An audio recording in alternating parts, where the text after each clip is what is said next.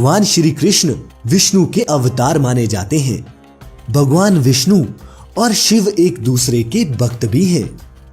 पुराणों में जो कथाएं मिलती हैं, उनके अनुसार शिव को नहीं मानने वाला व्यक्ति विष्णु को प्रिय नहीं हो सकता। इसी प्रकार विष्णु का शत्रु शिव की कृपा का भागी नहीं हो सकता। लेकिन एक घटना ऐसी हुई जिससे भगवान शिव और विष्णु के अवतार श्री कृष्ण युद्ध में आमने सामने आ गए और छिड़ गया महासंग्राम। पुराणों में शिव और श्री कृष्ण के बीच हुए युद्ध की जो कथा मिलती है, उसके अनुसार राजा बलि के पुत्र वानासुर ने भगवान शिव की तपस्या करके उनसे सहस्त्र भुजाओं का वरदान प्राप्त किया।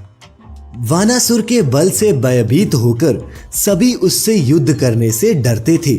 इससे वानासुर को बल का अभिमान हो गया। वानासुर की पुत्री उषा ने एक रात स्वप्न में श्री कृष्ण के पौत्र अनिरुद्ध को देखा। उषा स्वप्न में ही अनिरुद्ध को देखकर उस पर मोहित हो गई। जब उषा ने अपने मन की बात अपनी सखी को बताई, तो उस सखी ने अपनी मायावी विद्या से अनिरुद्ध को उसके पलंग सहित महल से चुराकर उषा के शयन कक्ष में पहुंचा दिया। अनिरुद्ध भी उषा के सौंदर्य पर मोहित हो गया। जब वानासुर को पता चला कि उसकी पुत्री के शयन कक्ष में कोई पुरुष है, तो सैनिकों को लेकर वानासुर उषा के शयन कक्ष में पहुंचा। वहां वानासुर अनिरुद्ध को देखता है। वानासुर के क्रोध की सीमा न रही और उसने अनिरुद्ध को युद्ध के लिए ललकारा। वानासुर और अनिरुद्ध के बीच युद्ध होने लगा।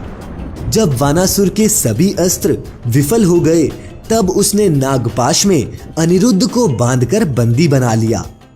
जब इस पूरी घटना की जानकारी भगवान श्री कृष्ण को मिली, तो वह अपनी सेना के साथ वानासुर की राजधानी में पहुंच गए। श्री कृष्ण और वानासुर के बीच भयंकर युद्ध होने लगा।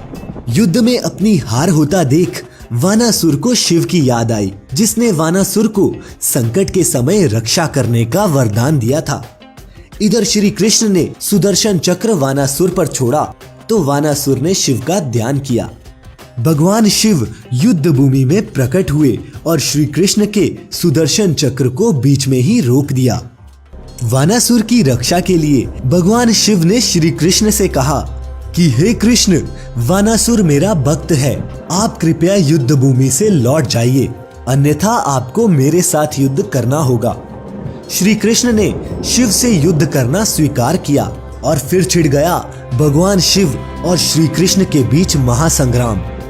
जब श्री कृष्ण ने देखा कि शिव के रहते हुए वह वानासुर को परास्त नहीं कर पाएंगे, तो उन्होंने शिव से विनती की कि हे शिव, मेरे हाथों वानासुर का पराजित होना विधि का विधान है। आपके रहते मैं विधि के इस नियम का पालन नहीं कर पाऊंगा। श्री कृष्ण की इस बात को सुनकर भगवान शिव युद्ध भूमि से चले गए।